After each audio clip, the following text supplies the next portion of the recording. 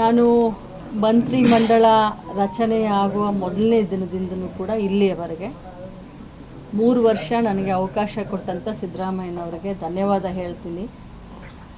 ಮುಂದೆ ಪಕ್ಷ ಅವಕಾಶ ಕೊಟ್ಟರೆ ಕೆಲಸ ಮಾಡ್ತೀನಿ, ಕೊಡಲಿಲ್ಲ ಅಂತಂದ್ರೂ ಕೂಡ ಪಕ್ಷದ ಶಿಸ್ತಿನ ಸಿಪಾಯಿ ಆಗಿರ್ತೀನಂತ ಅವತ್ತಿಂದ ಹಿಡ್ಕೊಂಡು ಇದು ಒಂದೇ ಉತ್ತರವನ್ನು ನಾನು ಕೊಡ್ತೀನಿ.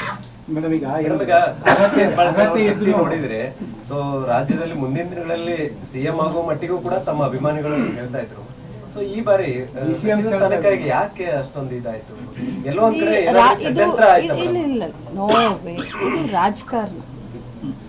ರಾಜಕಾರಣದಲ್ಲಿ ಯಾವಾಗ ಬೇಕಾದ್ರೂ ಏನ್ ಬೇಕಾದ್ರೂ ಆಗ್ಬೋದು, ಅನ್ಸರ್ಟನ್.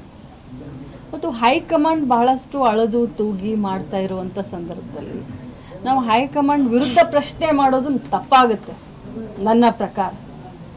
ಸೊ ರಾಜಕಾರಣಿಗಳ ಜೀವನದಲ್ಲಿ ಒಮ್ಮೆ ಇಂಥ ಸಂದರ್ಭ ಬರುತ್ತೆ, ಅದನ್ನ ಮೆಟ್ಟಿ ನಿಲ್ಲೋದೇ ಒಂದು ನಾಯಕತ್ವದ ಗುಣ ಅಂತ ನಾನು ಹೇಳಿದ್ದೆ. ಅದು ನೋಡಿ, ನಾನು ನಿಜವಾಗ್ಲೂ ಹೇಳ್ತೀನಿ, ಮಹಿಳೆಯರು ಇಲ್ಲದ ಸಂಪುಟ ಅಪೂರ್ಣ. ಅದು ಯಾರೇ ಇರಲಿ ಮಹಿಳೆಯರನ್ನ ಸಂಪುಟದಲ್ಲಿ ಸೇರಿಸ್ಕೊಳ್ಬೇಕಂತ ನಾನು ಕೂಡ. ಯಾಕಂದ್ರೆ ನೀವು ಈ ಹಿಂದೆ ಸಂಪುಟದಲ್ಲಿ ಕೆಲಸ ಮಾಡಿದಿರಿ, ಸೊ ಅನುಭವಿಸ್ತಿದ್ದೀರಿ, ಅದ್ರ ಜೊತೆಗೆ ಇಷ್ಟೊಂದು ತಡ ಯಾಕೆ? ಮಹಿಳೆಯರ ಬಗ್ಗೆ ಸಾಕಷ್ಟು ನೀವು ಯೋಜನೆಗಳು ತಂದು ಕೊಟ್ಟವ್ರು. ನೀವು ಈಗಾಗಲೇ ಉಮಾಶ್ರೀ ಅಂತವ್ರನ್ನ ನಾವು ಈಗಾಗಲೇ ಉಪಸಭಾಪತಿ ಎಲ್ಲ ಮಾಡಿದೀವಿ. ಮಹಿಳೆಯರಿಗೆ ನ್ಯಾಯ ಕೊಡಬೇಕು ಅಂತಾನೆ ತಾವೆಲ್ಲರೂ ಗೊತ್ತು. ಏನೋ ಒಂದು ಆಗಿದೆ ಕರ್ನಾಟಕದಲ್ಲಿ, ಆಗಿದೆ, ಅದನ್ನ ನಾನು ಒಪ್ಕೊಳ್ತೀನಿ. ಆಗಿಲ್ಲ ಅಂತ ನಾನು ಅದರ ವ್ಯತಿರಿಕ್ತವಾಗಿ ಉತ್ತರ ಕೊಡಲಿಕ್ಕೆ ಹೋಗೋದಿಲ್ಲ. ನೀವು ನಮ್ಮ ಸರ್ಕಾರಗಳು ಎಲ್ಲೆಲ್ಲಿದ್ದಾವೆ, ಜಾರ್ಖಂಡ್ ಇರ್ಬೋದು, ಹಿಮಾಚಲ್ ಪ್ರದೇಶ ಇರ್ಬೋದು, ತೆಲಂಗಾಣ ಇರ್ಬೋದು, 3-4 ಜನ ಮಹಿಳೆಯರಿಗೆ ಅಲ್ಲಿ ಮಂತ್ರಿ ಸ್ಥಾನ ಕೊಟ್ಟಿದ್ದಾರೆ. ಏನೋ ಒಂದು ಹೆಚ್ಚು ಕಡಿಮೆ ಕರ್ನಾಟಕದಲ್ಲಿ ಆಗಿದೆ, ಬೇರೆ ಬೇರೆ ಬೇರೆ ರೀತಿಯಾದಂಥ ಲೆಕ್ಕಾಚಾರದಲ್ಲಿ ಆಗಿದೆ. ಬಟ್ ನಿನ್ನೆ ನಾನು ನೋಡಿದೆ, ಮಾನ್ಯ ಮುಖ್ಯಮಂತ್ರಿಗಳ ಒಂದು ಸ್ಟೇಟ್ಮೆಂಟ್ ನಾನು ನೋಡಿದೆ, ಆದಷ್ಟು ಶೀಘ್ರದಲ್ಲಿನೇ ಮಹಿಳೆಯನ್ನು ತಗೊಳ್ತೀನಿ ಅಂತ ಹೇಳಿದೆ.